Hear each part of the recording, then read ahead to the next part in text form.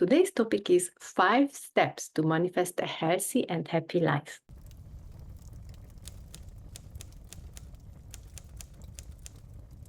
So what are the 5 steps, the 5 requirements to actually be able to create something amazing, an amazing life, what you would love with health and happiness?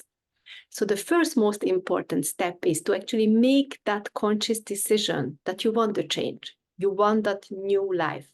You actually want this to happen. You want the change because many people is afraid of change.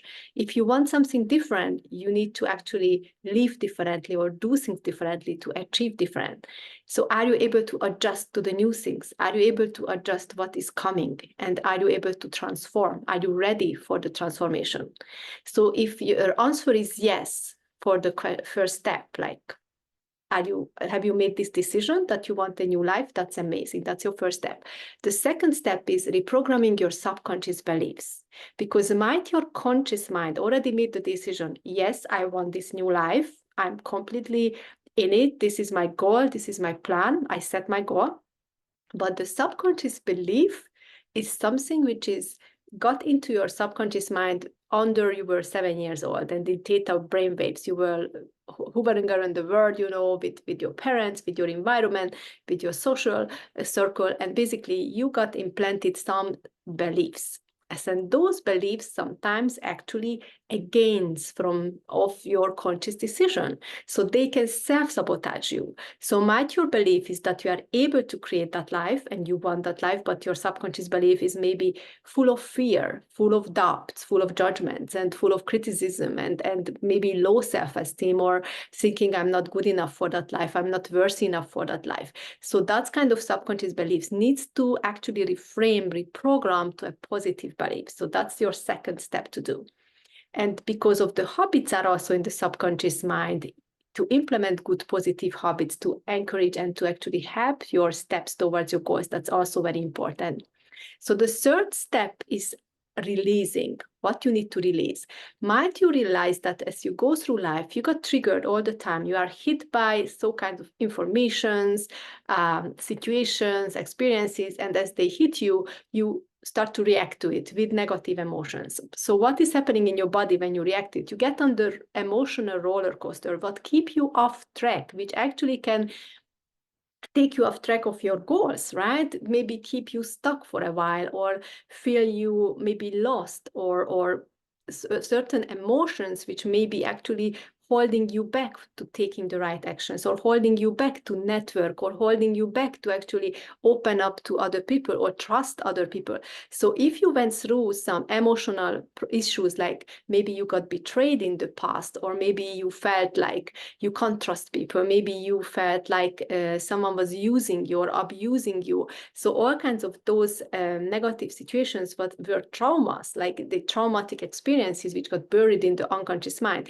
And until you have those buried traumas and you were unable to release them, you're going to attract similar situations, similar betrayers, abuse, certain things in your life. And then while you are trying to create your dream, or you're trying to go towards your goals and plans, then these situations, these traumas actually are holding you back again. They are actually putting you on an emotional roller coaster and actually not allowing you to take the right actions.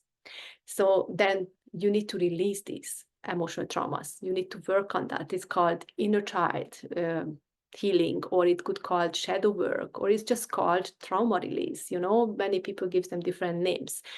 So it has to be a profound healing to release those traumas so you're not getting triggered anymore.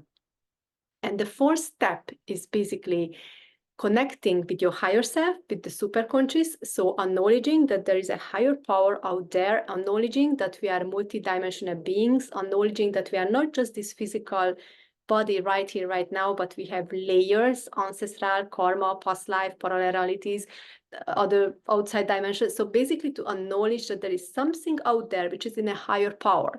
And as soon as you tap into that, you start to receive intuitions, you start to receive your visions. So people who are visionary, who's actually building big dreams, who see their visions, and who has like intuitive messages coming in and guiding them on their way. They are the successful ones. They are building big missions, So how they tapped into it, that actually they spend time alone, spend time just to be with their thoughts, be with themselves, and then connect with those higher realms, connect with that energy, connect with those empowering thoughts. How do you know, like, is it your ego or is it your higher self?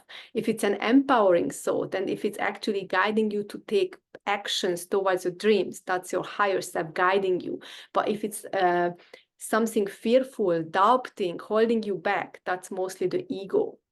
So this is how you can actually see the difference. So how to connect, how to step into that higher self, how to actually be more intuitive and see your vision. And by that, you will have less worry and less fear and more trust, actually, and more empowerment. Is doing more meditation, energy work, spending more time alone, spending more time in nature, just listen, just observe, and then you get closer and closer and deeper and deeper. And then the fifth step is actually take action. So we talked about making the decision, we talked about reprogramming, we talked about releasing, we talked about connecting, and the fifth one is taking the action in the physical realms, basically talking to people, offering things, what you serve, maybe doing some work, creating some products. So it's all about taking action and gaining the rewards, right? So taking action towards your dreams, towards what you want to achieve. If you want to achieve a healthy body, then go to the gym, eat healthy food, start doing it, start implementing what your thoughts already telling you, start implementing what you actually want to achieve. And that's the fifth steps. And if you still feel like stuck, if you feel still like, why I am not taking the right actions, why I am still feel like I don't want to take those actions, is because the first 4 steps, one of them is missing. The first 4 steps, one of them is actually not completed. That's why you are unable to take the action. So if you need help with these 5 steps, I would highly recommend you to check out my free materials down below. You can download them and go through them in your free time. And you can also book a call with me if you would like to have a personalized solution for your issues. Thank you so much for watching, and see you next time.